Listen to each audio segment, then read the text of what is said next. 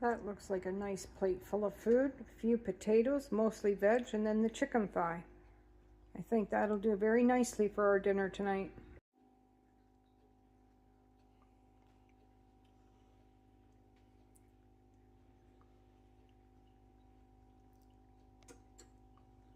Well, folks, chicken thighs were on sale at No Frills, so I went and got 2 packages.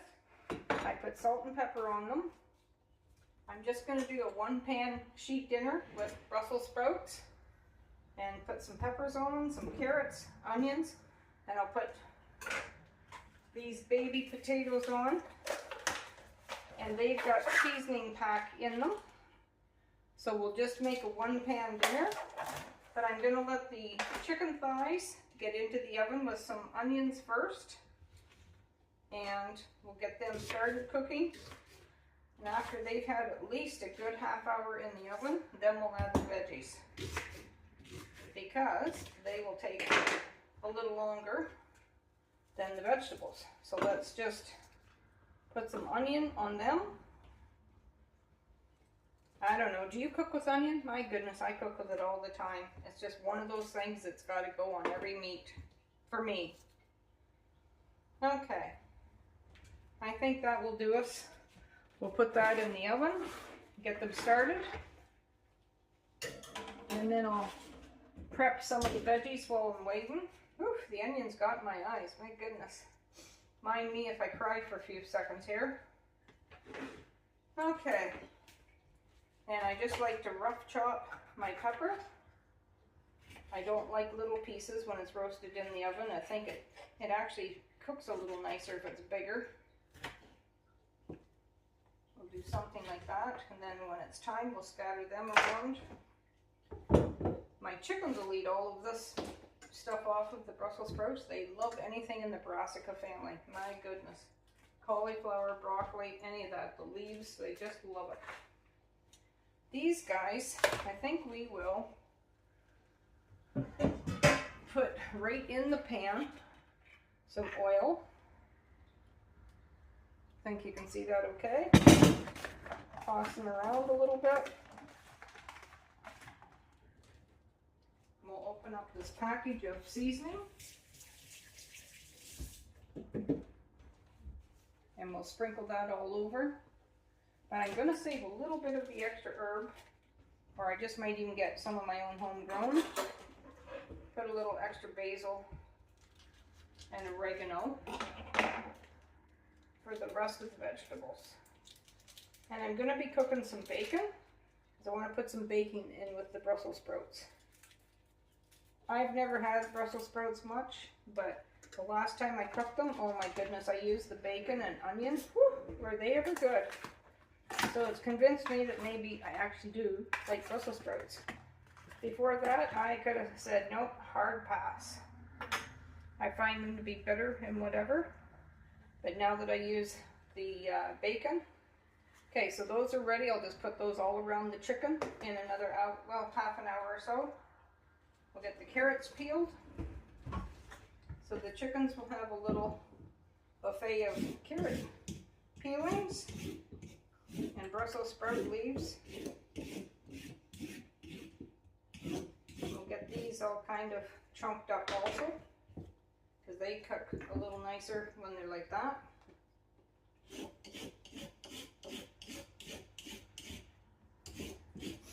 What kind of vegetable combinations do you like when you're putting them all together? I love carrots and the Brussels sprouts together. I think they complement each other quite nicely.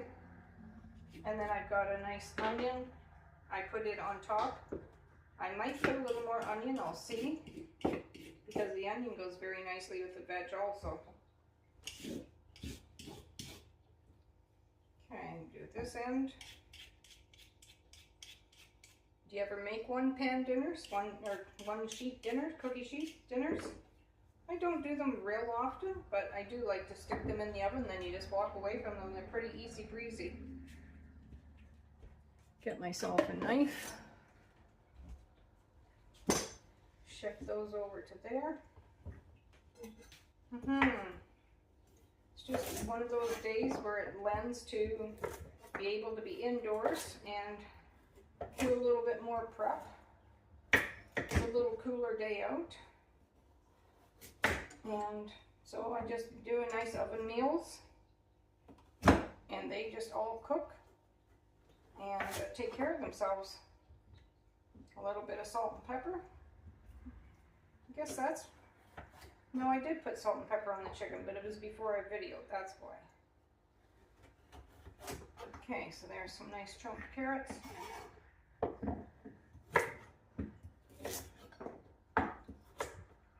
One carrot per person, and then if there's any leftovers, well that's okay with me too. Then I'll make a chicken soup with the bones, make a bit of a bone broth, because with the 4 thighs, that should be a fair bit of bone, and I could make at least 1 pot of soup, small one, but it's still a pot of soup, and use up all of that chicken. I don't like to waste it. It grew for our lives and before it was killed. And I want to make the most of everything, all parts of it. So there's our veggies ready. Our potatoes, Brussels sprouts, peppers, and carrots. And then I'll get bacon out and I'll start pan frying it. Get out my cast iron skillet. It always does a nice job of bacon. Well, in fairness, I don't have anything but cast iron anyways, because I'm getting away from any of the Teflon non-stick pans. I don't think I need to put Teflon in my body. What about you? I don't want to be doing anything like that, so yeah, I just cut these in half with scissors. Actually, I think I'll just do bite-sized pieces. The scissors work wonderful for bacon. So we'll just cut them all up like that. Got some really nice, meaty and less fat bacon today on sale. Takes a little bit of that fat to make a nice grease. And boy, that tastes nice all over the chicken and the Brussels sprouts. I think, well, yeah, I think that's going to be enough bacon. I don't know. I'll see when I get frying it. So let's pull it apart in the pan. Get it down to 1 layer. Should cook up for us a little quicker. Meat's kind of got to the point where you can hardly afford to buy it anymore, but I'm a meat eater through and through. That's the way I was raised and I enjoy it, so I'm sorry if that offends you. I don't want to do that, but it's just, I'm just being truthful. I enjoy meat and I'll always purchase meat. Maybe make a choice to not use as much in a recipe and cut back on the amount. That's doable. Not eating meat at all, oh boy, I don't know. I don't know if I can handle that. I like a nice barbecued steak or a barbecued hamburger, or just even a nice pan-fried hamburger is so delish. Anyways, I like my pork, chicken, beef. Don't like it lab grown. I like it to grow naturally. I do support local farmers because I used to be one, and I want to make sure that I support anybody that would grow the animal for me. I think I'm going to pull off that bit of extra fat. That's great to cook down because, see, then if I have any bacon grease left over, I can use it for frying or sauteing or flavoring. And I don't throw that out, or I try not to. Put it in a separate little dish and keep it near the stove. And then anytime I'm frying stuff up, well, I just use the bacon grease that I already just got done by cooking the bacon. Leaves, especially for eggs. If you want to cook eggs in the morning, you've got some leftover bacon grease from something that, like we're doing today. Makes your eggs tastier. You get the bacon flavor with the eggs. Putting them kind of up the side of the pan there because cast iron heats up so well. But that's not a problem. I think I'm just going to, I guess I'll put that in the pan. It'll render down and create more grease, which is more flavor. And I'll put that away. Wash my hands here.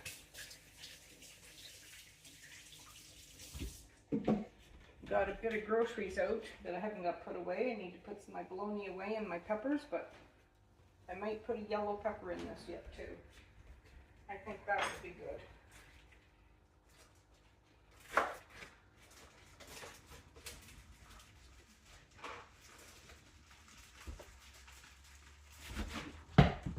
Guess it would help if I don't drop it on the floor, eh? Well, I was gonna wash it anyways. There's your free blooper. Okay, so we'll just do this again. Rough chunk.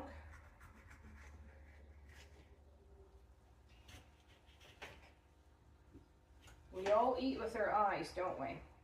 I don't know about you, but I enjoy seeing a colorful meal. And when you see all the yellows and the reds, the oranges and the green, everything goes together quite nicely. So that should fill up the pan. I'm going to trim off these bits of yellows. Why waste that? It's a couple little mouthfuls or bites of flavor and color yet. And then I can give that all to my chickens. I'll catch you when the chickens cook for a bit, folks. You don't need to see me pan frying bacon. Okay, I'm going to put the Brussels sprouts in with the bacon. If you can see, the bacon's only partially cooked.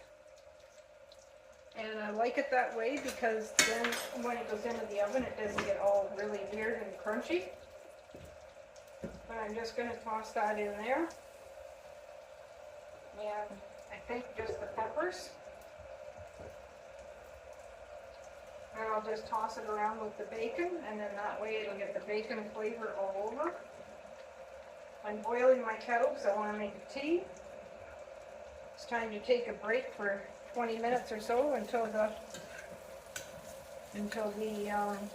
chicken is to the part where I'm going to put in the rest of the stuff.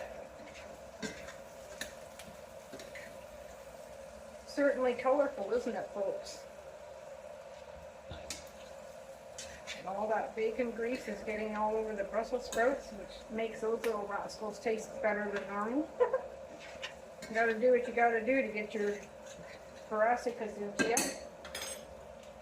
I think I'll take this now and put some of the potato seasoning all over. And the rest of it can go there. So now we got a little bit of seasoning and some bacon flavor. I think we'll do some salt and some pepper.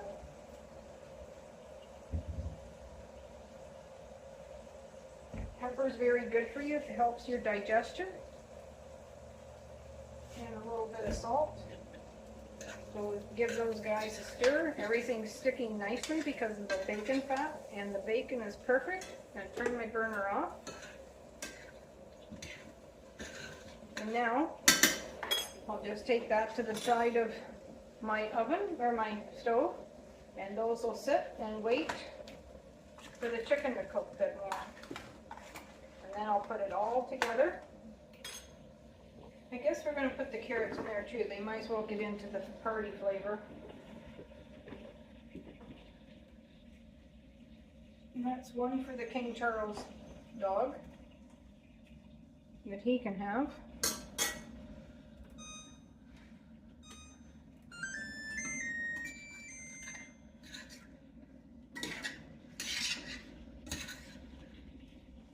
Lots of orange and yellow greens. Should be a flavorful meal. I hear the chicken sizzling. Woo! Yeah, turn my heat down. I had it at 350. Switched it to 400 and no, it got too hot. The chicken's too greasy, so I took it back down to 350. I think that's where I'll just finish cooking it at. So we'll leave those sitting there and I'll come back to you when I mix everything together. Okay, I think I'll put my veg in here. I just wanted to take a bit of the oil and put it on top of the chicken so it browns up nicely.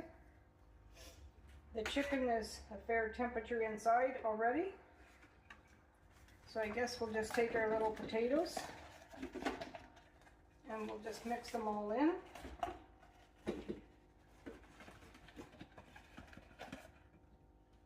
Get all that goodness in there. And seasoning.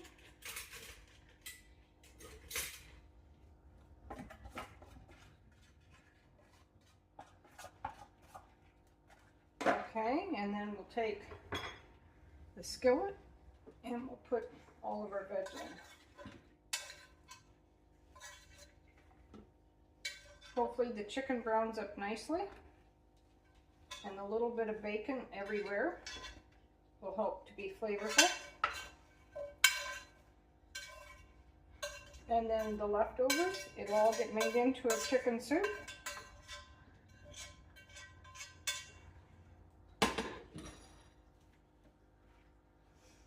Okay, let's see if we can spread these around.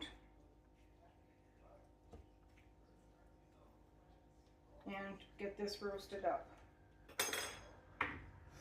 Okay, back into the oven. And it's at 350.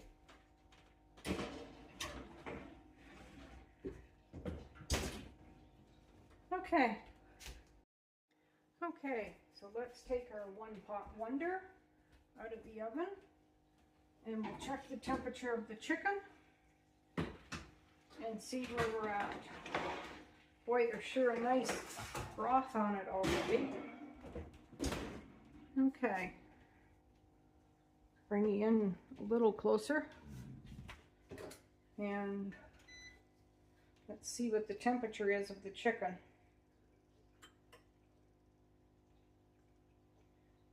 Way cooked and still really tender. Over 200. 190. 198. Looks like everything's done, doesn't it, folks? So now, yeah, the Brussels sprouts are fork tender, the potatoes are tender. I think we can plate it up. And I'm going to debone the chicken because I want to use the bones. So I don't want everybody eating with their mouth off the chicken and picking it up and eating it like with your fingers like KFC chicken. So I'm going to take the meat off of the bone and then I can use the bones for soup. Well, I guess we better have a taste test, eh, folks? I deboned the meat, took it off the bone and put it back on the tray. So we'll get some potato and some bacon and some Brussels sprout. A little bit of everything.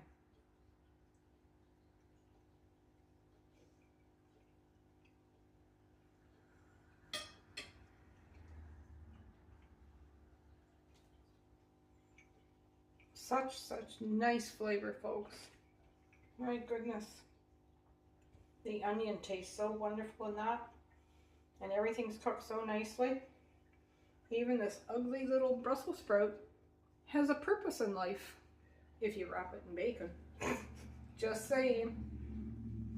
Anyways, it's very delicious. Took no time to cook. One pan to clean.